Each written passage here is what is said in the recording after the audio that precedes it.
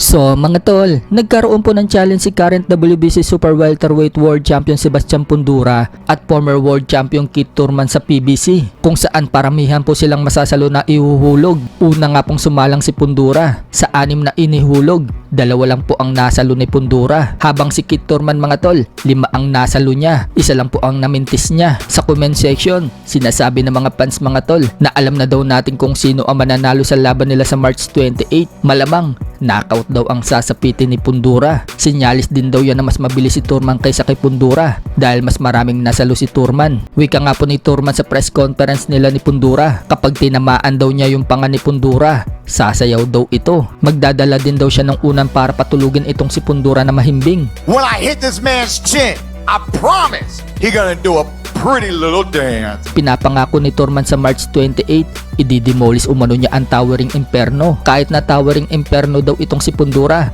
hindi daw siya nito kalibel. Naranasan na daw kasi ni Fundora na matamaan at bumagsak sa canvas at na-experience na masaktan, at ipaparanas daw ulit niya yan kay Fundora. Mangyayari daw ulit kay Fundora yung mapait na sinapit nito. Buwelta naman ni Fundora mga tol sa sinabi ni Thurman. Ganyan daw talaga ang boxing, pero natuto na daw siya sa pagkakamali niya, kaya malalaman na lang umano sa March 28 kung sino ang mananalo sa kanila. Panat naman ni Thurman kay Fundora, matututo daw talaga siya. Siya daw ang magiging professor at sinisigurado daw niya na hindi daw papasa sa kanya itong si Fundora.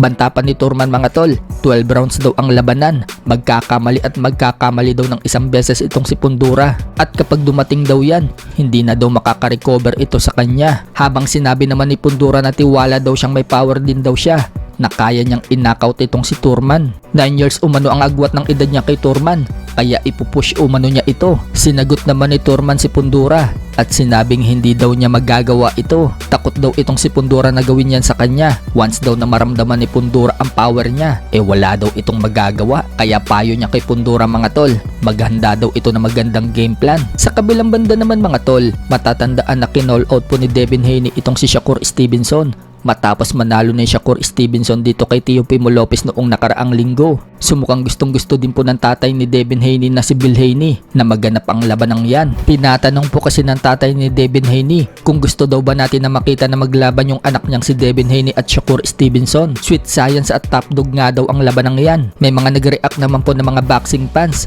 at sinasabing mas lalong magiging boring daw ang labanang yan. Takbuhan daw ang mangyayari dyan at maraming makakatulog. So nag-sparring na nga po itong si Devin Haney at Shakur Stevenson dati. Panoorin natin mga tol ang maikling video kung ano ang kalalabasan kapag naglaban yung dalawa.